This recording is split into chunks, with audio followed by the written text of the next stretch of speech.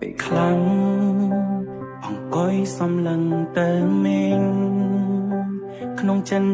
គេខ្លាំងពេញរិនសងវែងកាលកន្លង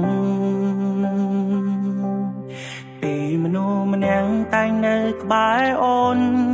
លើកទឹកចិត្តស្ងួនឆ្លងគ្រប់ឧបសគ្គតែបងវិញបដូរខ្លាំងគ្មានមេត្តាបង្ហាញអារម្មណ៍តាមកាយវិង្ការទាំងអូន